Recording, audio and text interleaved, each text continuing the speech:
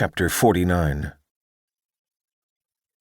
Stepping out of the earthen doorway, Thorn scanned the landscape, spotting the god-beasts almost immediately. They were heading in his direction, flying through the air. At first he wondered how that was possible, until he remembered that praying mantises were bugs with wings. The hawk god-beast held Corvo's limp body in her hands, her powerful wings beating fiercely against the air currents, while the three mantis brothers tried desperately to keep up.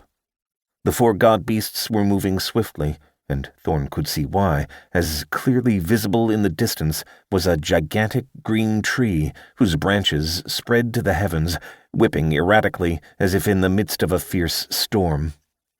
Clashes of ice and explosions of flame dotted the area around the tree where Velen, Mina, and the others were fighting against Numamir the Hollow, the leader of the god-beasts.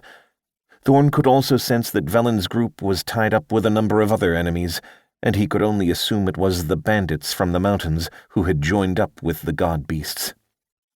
Still, he didn't have time to worry about them, as his target was right in front of him. Taking a deep breath, Thorn summoned his halberd to his hand and dashed forward, rising up into the air. The air solidified under his feet as his titan's step carried him into the sky to block the god-beast's path. Noticing him almost immediately, Galeri, the hawk god-beast, attempted to swerve to the side, but Thorn thrust 2 fingers forward, pointing toward her. "Down!"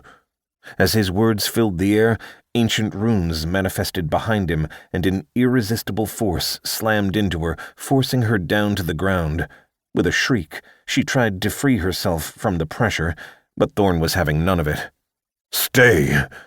The air around her solidified, locking her in place as dozens of earthen chains sprang up from the ground underneath her to wrap her wings. With a howl, her body twisted as she transformed into her human form, but the wolf-headed chains bit onto her flesh, sinking their teeth deep into her body as they locked her in place. Corvo, who had fallen from her grasp, was still unconscious as he hit the ground, and as much as